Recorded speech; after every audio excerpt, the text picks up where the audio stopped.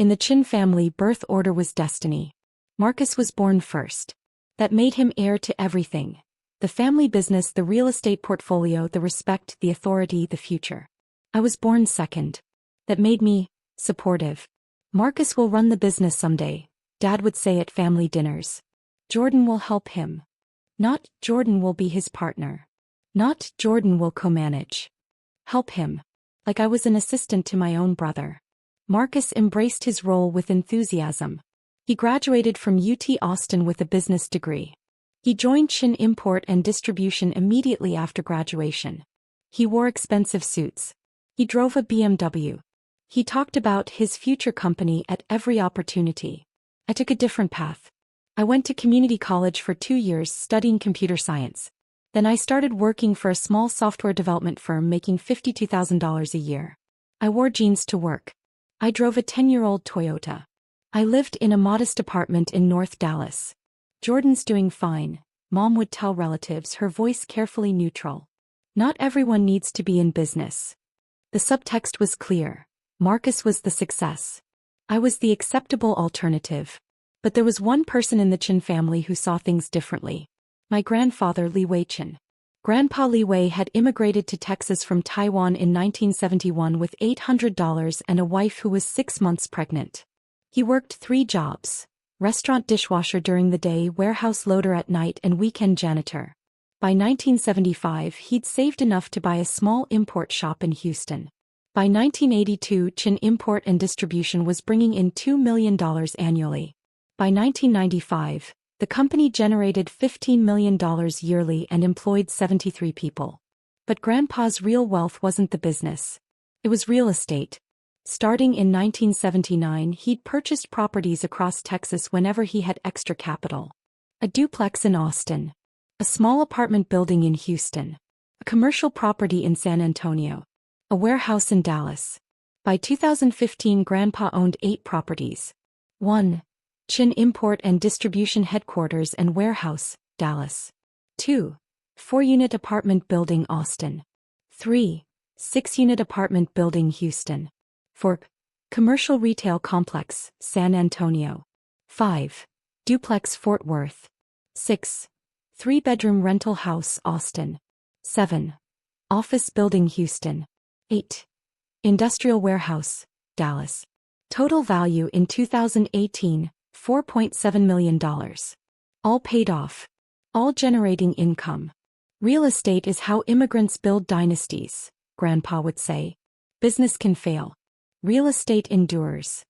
He'd started teaching me about property management when I was 16. Not Marcus. Me.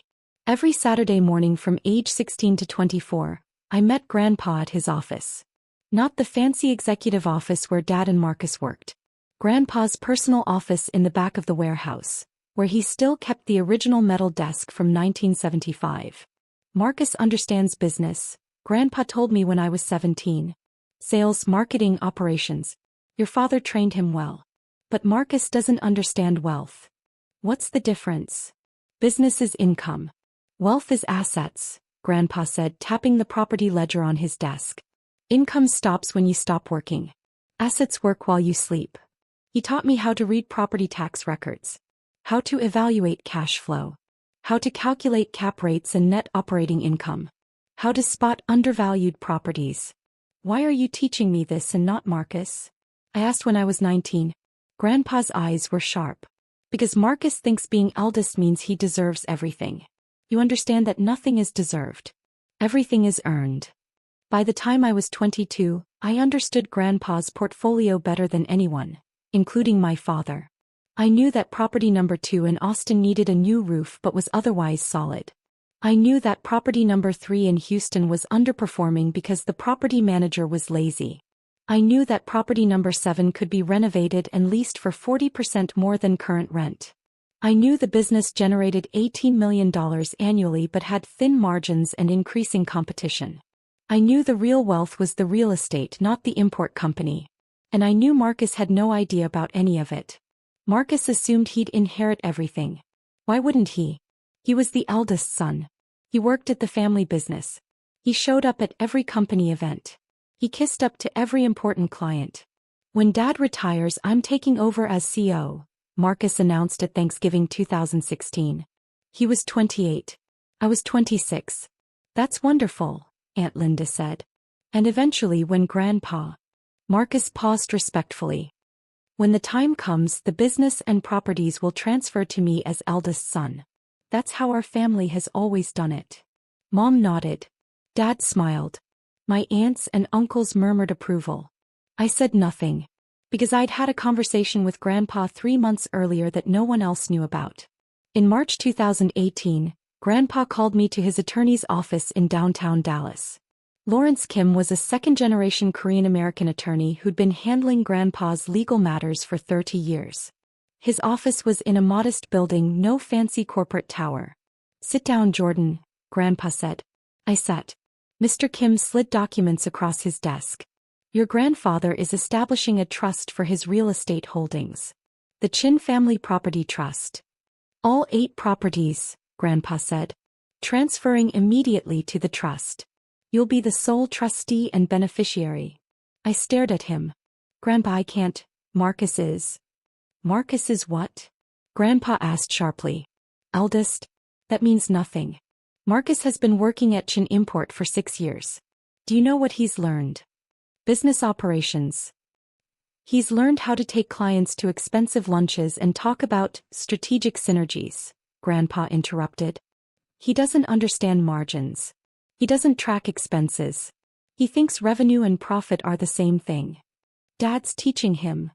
Your father is teaching him to run a business that's slowly dying, Grandpa said bluntly.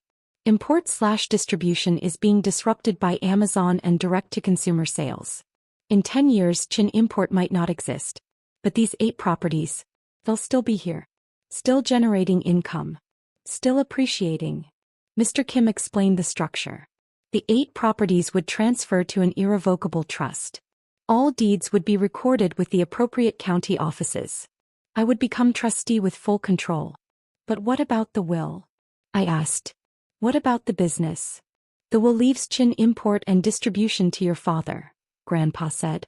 And when your father dies, it goes to Marcus as he expects. The business is worth maybe $3 million at current valuation. Let Marcus have it. And the properties? The properties are already yours, Grandpa said. As of today. The trust is irrevocable. I can't change it even if I want to. Marcus will never know until I'm gone and it's too late. Why not tell everyone now? Grandpa's expression was firm. Because Marcus will fight it.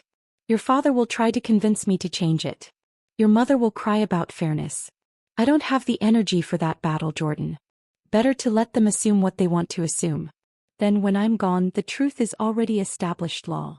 My hands shook as I signed the documents. On March 22, 2018, 8 properties transferred to the Chen Family Property Trust. Total value, $4.7 million. All 8 deeds were recorded with their respective counties. Binding.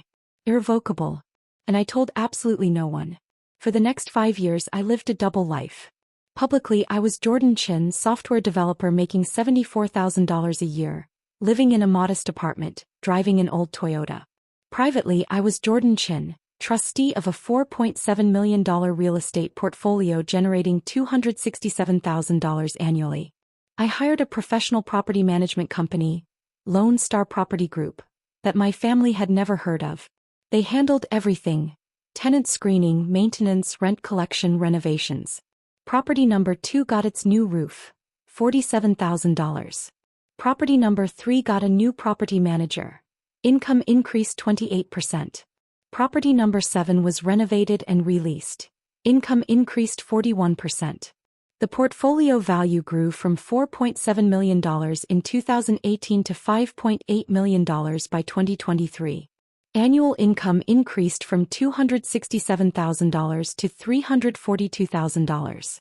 And every month the rent deposits hit my business account automatically. Meanwhile, Marcus continued assuming everything would eventually be his. Can't wait to upgrade some of these properties, he'd say at family dinners. Grandpa's been letting them languish. I'm going to modernize everything once I take over. I'd take a sip of water and say nothing. Dad would nod approvingly. That's good vision, Marcus. Grandpa would smile slightly and change the subject. Only Dad knew the truth, and Grandpa had sworn him to secrecy. I told Marcus's father, Grandpa explained to me in 2020. He needs to know so he can plan accordingly. But he agreed not to tell Marcus. Let Marcus show us who he really is when he thinks everything is guaranteed. And Marcus showed us exactly who he was.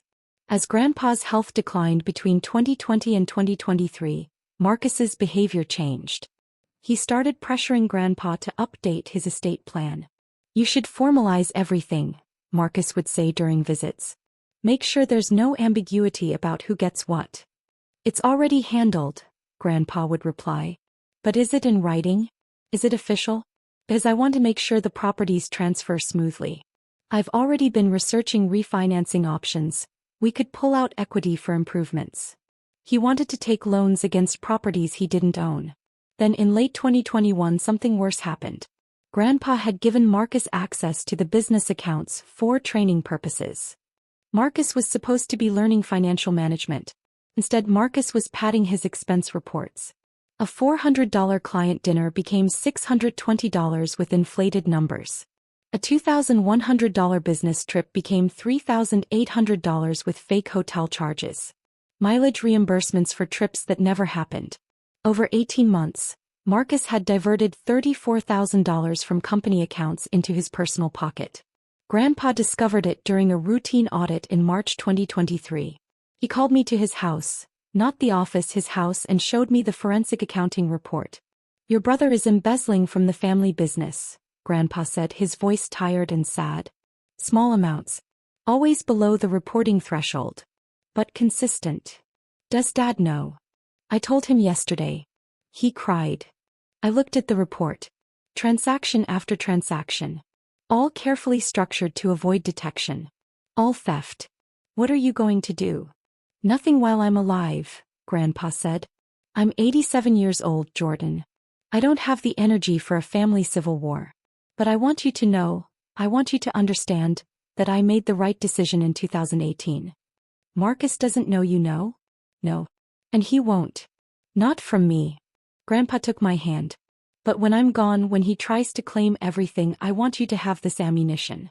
Because men like Marcus, men who believe they deserve everything, need to be taught that actions have consequences. Grandpa died 4 months later, in July 2023. At his funeral, Marcus cried beautifully. I'm going to make you proud, Grandpa, he said at the graveside.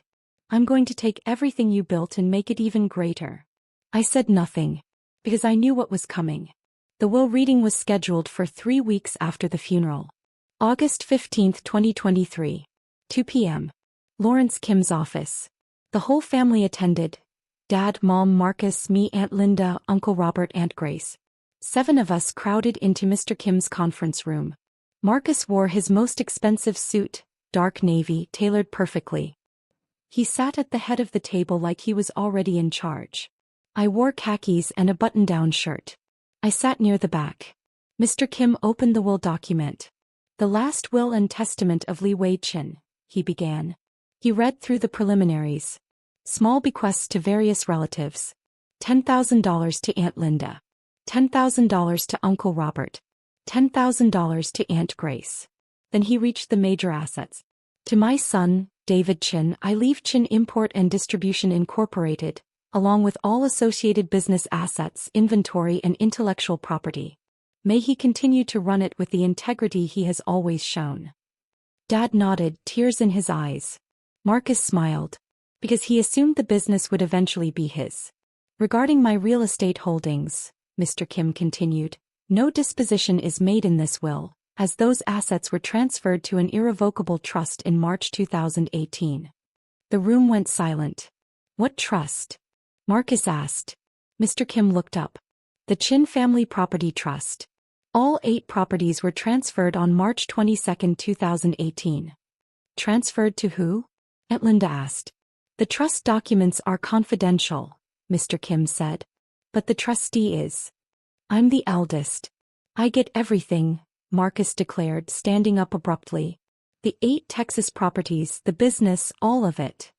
My parents smiled nervously. My aunts cheered uncertainly. Marcus turned to Dad. Right? That's how it works. Eldest son inherits everything. Dad's face had gone pale. I just smiled and asked, Dad, should I tell them about Grandpa's 2018 transfers or will you? Dad froze as if his heart dropped. My brother screamed, No. What? The conference room exploded into chaos. What 2018 transfers? Marcus demanded. What is he talking about? Aunt Linda asked. David. Mom whispered to Dad. What's going on? Dad couldn't speak. He just sat there frozen. I stood up calmly. Mr. Kim, would you like to explain or should I? Mr. Kim pulled out another folder. In March 2018, Li Wei-Chen established the Chen Family Property Trust. All 8 real estate properties transferred to the trust on March 22, 2018. The trust is irrevocable. It cannot be changed or dissolved. Who's the trustee? Marcus demanded. Jordan Chen, Mr. Kim said. Your brother. He's been the sole trustee and beneficiary for 5 years and 4 months. Aunt Linda gasped. Uncle Robert's mouth fell open. Marcus's face went from confused to red to purple. That's impossible, he said. Grandpa wouldn't. I'm the eldest, I work at the company. You work at a company worth $3 million, I said quietly. The real estate portfolio is worth $5.8 million. $5.8 million? Marcus shouted. Mr. Kim laid 8 documents on the conference table. 8 recorded deeds. Each one stamped with the county recorder's seal. Each one transferring a property to the Chen Family Property Trust. Each one dated March 22, 2018. Property 1. Chen Import Headquarters, Dallas, transferred to Chen Family Property Trust. Property 2. 4-unit building, Austin, transferred to Chen Family Property Trust. Property 3. 6-unit building, Houston, transferred to Chen Family Property Trust. Marcus grabbed one of the deeds with shaking hands. This says Jordan Chen trustee. This says I don't own anything. Correct, Mr. Kim confirmed.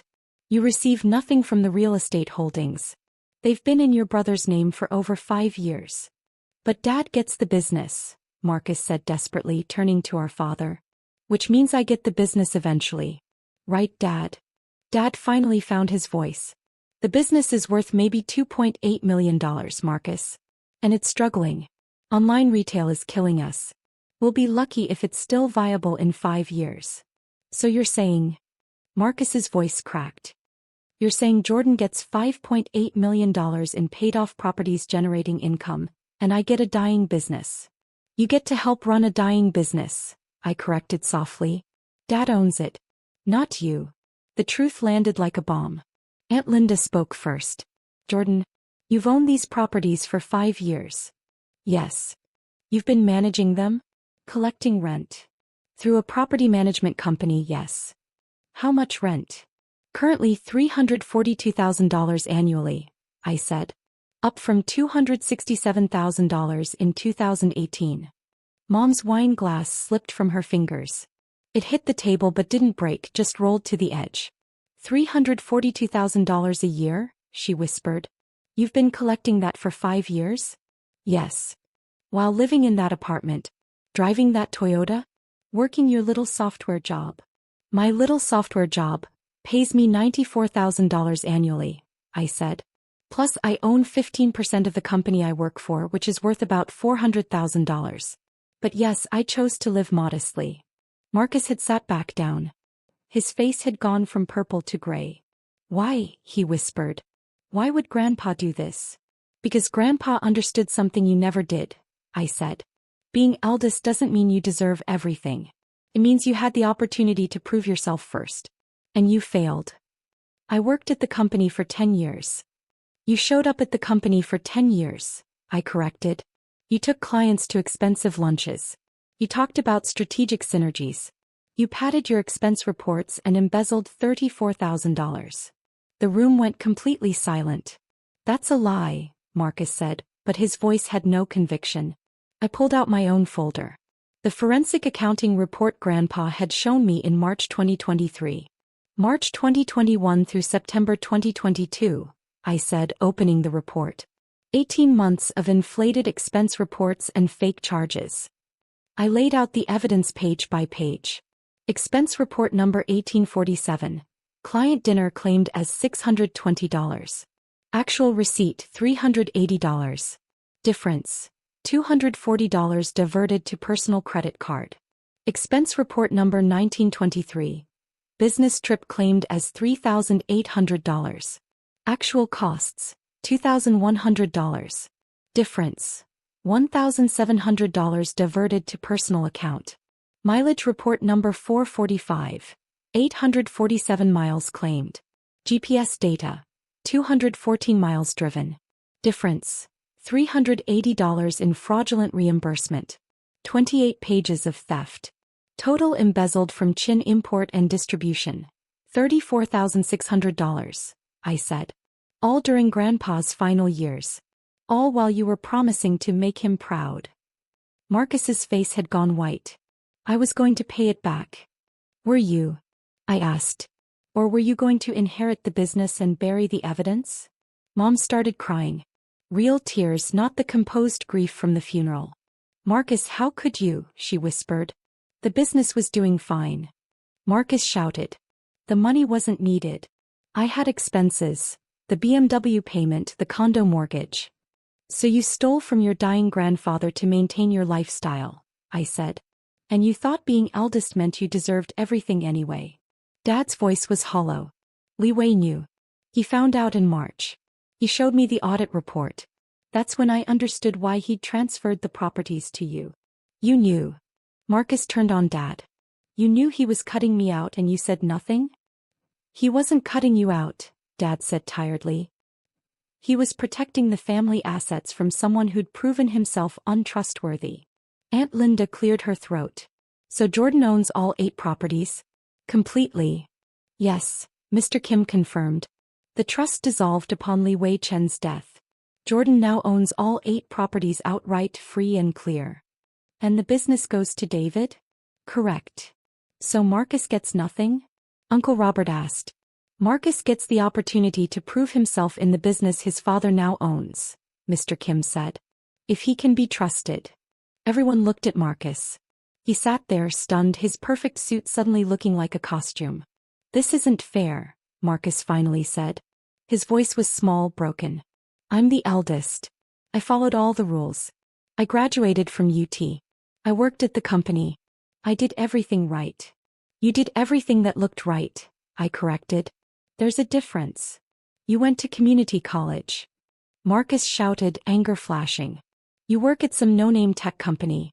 You drive a piece of junk car. You live in a crappy apartment. Why do you deserve millions while I get nothing? Because I earned Grandpa's trust, I said simply. Every Saturday for 8 years I met with him. I learned about property management, cash flow analysis, tenant relations, maintenance schedules. I learned how to build wealth, not just spend money. I was working at the company. You were playing executive, I interrupted. Big lunches. Fancy suits. Talking about vision and strategy while embezzling from the accounts. Grandpa saw exactly who you were. Marcus turned to Mom. Say something. Tell him this isn't right. Mom wiped her eyes. Marcus, you stole from your grandfather. How is Jordan supposed to ignore that? It was going to be my business anyway. I was going to inherit it. No, you weren't, Dad said quietly. Even before Grandpa transferred the properties, he'd decided the business would come to me, not you. He'd seen your expense reports. He'd watched how you treated employees. He knew you weren't ready. So what am I supposed to do now? Marcus demanded. Jordan gets $5.8 million and I get what? A job working for my father. You get the same opportunity Grandpa gave me, I said. The chance to prove yourself. To build something real instead of performing success. Performing success? I graduated from UT. I worked my way up. You graduated from UT on Grandpa's money, I corrected. You got a job at the family company through nepotism. You drive a BMW you can't afford. You live in a condo with a mortgage you can barely make. Everything you have is borrowed money, borrowed authority, borrowed respect. The truth hung in the air like smoke. Aunt Grace, who'd been silent this whole time, spoke up. What happens now with the embezzlement? Are you pressing charges, Jordan? All eyes turned to me. I looked at Marcus. My brother. The golden child. The heir apparent who'd stolen from our dying grandfather.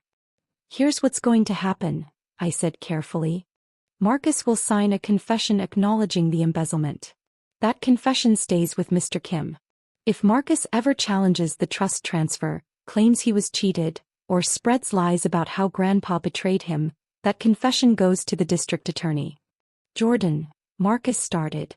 I'm not finished, I said firmly. Second, Marcus will cease all claims to any portion of the real estate. No more talking about our family properties or when I inherit. Those properties are mine. Period. Marcus nodded frantically. Yes. Done. Third, Marcus will repay the $34,600 he embezzled. Not to me, to the business. Dad will set up a payment plan. Every dollar gets paid back. Dad nodded slowly.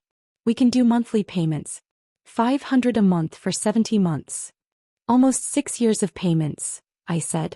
That seems appropriate for 18 months of theft. Marcus's shoulders slumped. And fourth, I said, turning to my parents, everyone in this family needs to understand something. I didn't steal Marcus's inheritance. Grandpa never intended for Marcus to get the properties. He made his decision in 2018 based on 5 years of watching both of us. He chose correctly. Jordan, we never thought, Mom started. Yes, you did, I interrupted gently. You absolutely thought Marcus would inherit everything because he's eldest. Because he went to the right school. Because he looked the part. But Grandpa built his empire by understanding the difference between performance and substance. He taught me that difference. Marcus never learned it. The room was silent.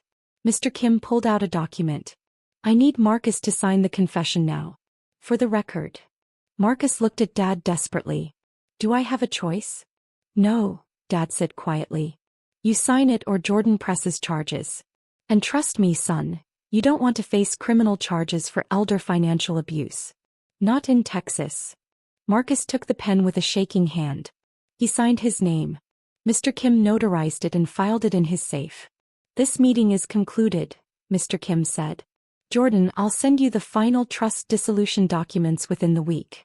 You'll own all 8 properties outright. I stood up, gathering my folder. Wait, Marcus said. What am I supposed to tell people? My friends? My girlfriend? Everyone thinks I'm inheriting everything. Tell them the truth, I said. Or don't. That's not my problem. Jordan, please. Please what, Marcus? Please pretend Grandpa didn't see who you really are? Please give you millions of dollars you didn't earn?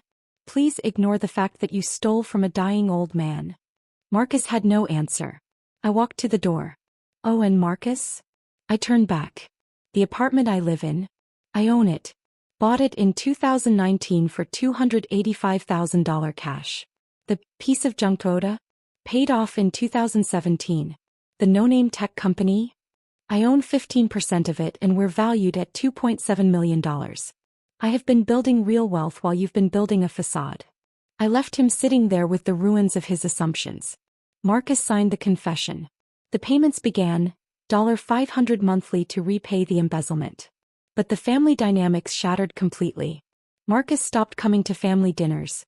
When he did show up, he couldn't make eye contact with anyone. His girlfriend left him 3 weeks after the will reading. Turns out she'd been dating the heir to a multi-million-dollar real estate empire, not the guy who embezzled from his grandfather. His friends stopped calling. Or maybe he stopped calling them. Hard to maintain friendships built on fake success. Mom tried to play peacemaker. She called me weekly begging for family unity. He's your brother, she'd say. He's a thief, I'd reply. Can't you just give him something? One property. Help him save face. No. Jordan, please. Mom, Grandpa spent 5 years teaching me about wealth, responsibility, and character. Marcus spent 10 years proving he had none of those things.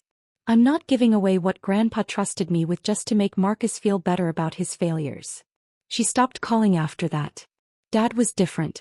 He called me one night 3 months after the will reading. Your grandfather was right, he said. I see it now. Marcus can't run the business. He doesn't understand margins, expenses, cash flow. He thinks revenue equals profit. What are you going to do? I'm going to sell Chen Import, Dad said quietly. I've got an offer for $2.4 million. I'll take it, retire, and let Marcus figure out his own path. And Marcus will get nothing from the sale. That money is mine. My retirement, your mother's security. Marcus will have to build his own life. Dad sold the business 4 months later for $2.4 million. Marcus went to work for a logistics company making $67,000 annually. He moved into a 1-bedroom apartment. He sold the BMW and bought a used Honda. For the first time in his life, Marcus was building something on his own merit. Meanwhile, I continued managing the 8 properties. Property values increased from $5.8 million to $6.4 million by 2024. Annual rental income reached $385,000. I sold property number 5, the Fort Worth duplex, for $520,000 and used the proceeds to buy a small office building in Austin for $680,000. Better location, higher cap rate, longer-term tenant. The portfolio became 9 properties worth $6.9 million. I started a small investment fund with friends from my tech company. We bought distressed properties, renovated them, and either rented or flipped them. First year return, 23%. Second year return, 31%. My personal net worth crossed $8 million in 2025. I was 33 years old. And I did exactly what Grandpa had taught me. I built in silence. No one at my tech job knew I was a multimillionaire. No one in my apartment building knew I owned real estate across Texas. No one at the coffee shop where I got my morning latte knew I cleared $385,000 annually in passive income. Being underestimated remained the most powerful position there was. In November 2025, 2 years after the will reading, I received a letter. Marcus's handwriting. Dallas postmark. I almost threw it away. But something made me open it. Jordan, it began. I'm not asking for money. I'm not asking for forgiveness. I'm writing because my therapist said I need to acknowledge what I did without making excuses. I stole from Grandpa. I spent 10 years assuming I deserved everything while doing nothing to earn it. I looked down on you for not following the right path while I was following a path that led nowhere. Grandpa saw that. Dad saw it. Even Mom probably saw it, but she wanted to believe I was special because I was eldest. I wasn't special. I was entitled. I've spent 2 years working a normal job, paying back the money I stole, living in a normal apartment. And you know what's strange? I'm starting to understand what Grandpa was trying to teach us. Wealth isn't about looking successful. It's about being sustainable. You were building sustainability while I was building a facade.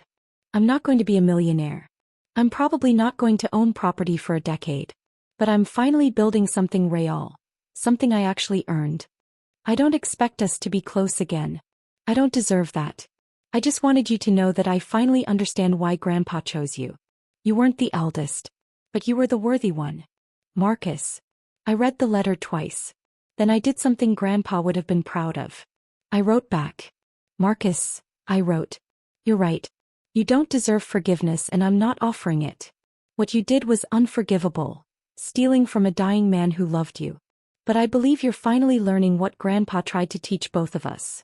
Position and appearance mean nothing without character. Here's what I've learned from Grandpa's $5.8 million lesson. Being eldest gave you first opportunity. But opportunity without merit is just wasted potential. You had every advantage. The family business, Dad's mentorship, the assumption of inheritance. I had every Saturday morning with Grandpa learning about cap rates and property management. You thought you were building a career. I was building wealth. You thought appearance mattered. I learned that results matter. You thought being eldest meant deserving everything. I learned that earning trust means deserving anything. Grandpa's real gift wasn't the properties. It was the education. He spent 8 years teaching me that wealth is built in silence, protected by strategy, and transferred to those who understand its weight.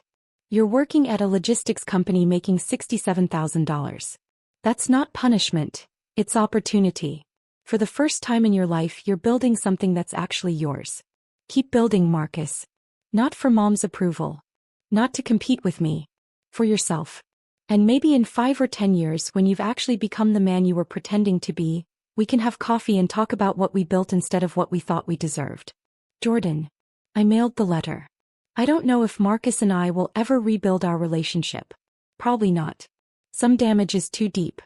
But I'd learned the most important lesson from Grandpa's trust. The best inheritance isn't money. It's the wisdom to know your worth before circumstances force you to prove it. And the character to build something real instead of performing success. It's been 3 years since that while reading in Lawrence Kim's conference room. The 9 properties are now worth $7.8 million. Annual income, $438,000. My investment fund has grown to $12 million under management. Returns average 27% annually. My tech company stake is now worth $740,000. My personal net worth is $11.3 million. I'm 34 years old. Every Saturday morning, I visit Grandpa's grave in the cemetery outside Houston. I bring tea in a thermos, the same kind we used to drink in his warehouse office. The properties are doing well, I told his headstone last Saturday. Property number 7 needed a new commercial tenant. I found a dental practice willing to sign a 7-year lease. 22% above previous rent. The wind rustled through the oak trees. Marcus is still paying back the embezzlement. 24 months down, 46 to go. Dad says he's doing better, showing up on time, working harder, complaining less. I poured tea into the small cup I kept at the grave. You were right about everything, I continued. About building in silence. About earning trust before claiming power. About understanding that being eldest means nothing if you don't have character. A family was visiting a grave 3 rows over. A father and 2 sons, maybe 19 and 22. The father was explaining something about property taxes and rental income. The eldest son looked bored, checking his phone. The younger son was taking notes. I smiled. Some lessons people learn early. And some people never learn at all. I finished my tea and stood up. Thank you, Grandpa, I whispered. For seeing who I was when everyone else was seeing who I wasn't. For teaching me that wealth is built in silence. For trusting me with your legacy. I walked back to my car. Upgraded to a 2024 Honda Accord, still modest, still understated. My phone buzzed. A text from my property manager. Tenant for property number 3 renewed lease. 2-year term. Rent increase approved. I replied, excellent. Send updated cash flow projection. And drove home to my apartment. The apartment I owned outright in a building no one knew I'd bought in 2019. Where I was just Jordan Chen. Building wealth in silence. Living proof of Grandpa's wisdom. Earning everything. Deserving nothing. Receiving everything anyway. Exactly as it should be.